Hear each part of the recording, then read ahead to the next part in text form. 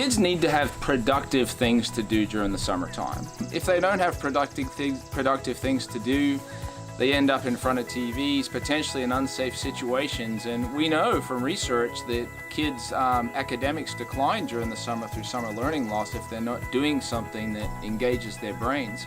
You know, Camp Challenge's focus on financial literacy is one of those incredibly important life skills that kids learn while they're here. Camp Weaver is a very diverse group of kids. I mean, you have kids, I tell the story that you have kids that can come from the CEO of a company down to a kid that might not know who's picking them up the next day.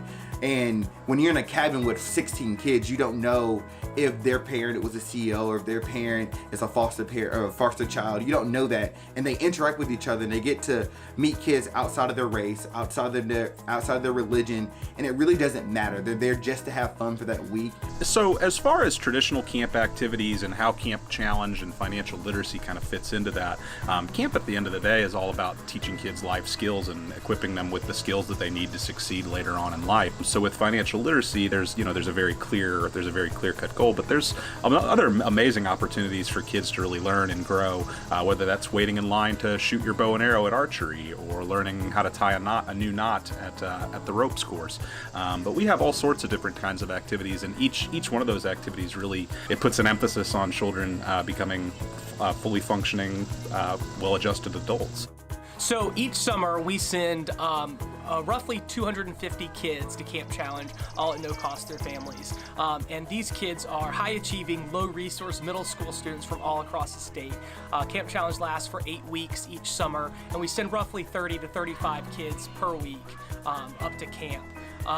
And that's thanks to donations from all of our generous donors, banks, foundations, individuals, and corporations from all across the state that are instrumental in our success.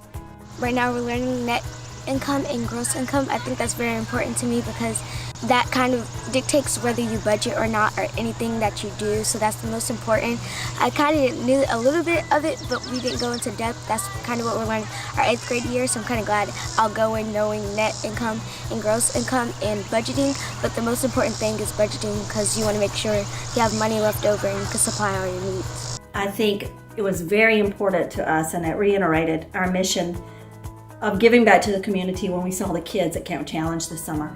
You know, they are the future leaders, they're the future business owners, and the future homeowners. So why not invest in our future? And it was just very rewarding for us to see our put feet to our mission.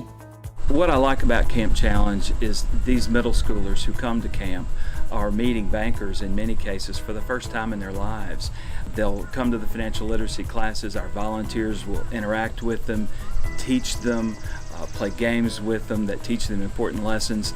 And like I said, it's the first time some of these kids have ever met a banker, and it makes bankers more approachable. It makes banks seem more accessible, and that's important for this group. I would encourage the banks not only to increase our donations so that we can send more kids, but to volunteer. I think that's when you really see what Camp Challenge is and what it means in the lives of these kids, what it means to us as bankers to see the investment in our community.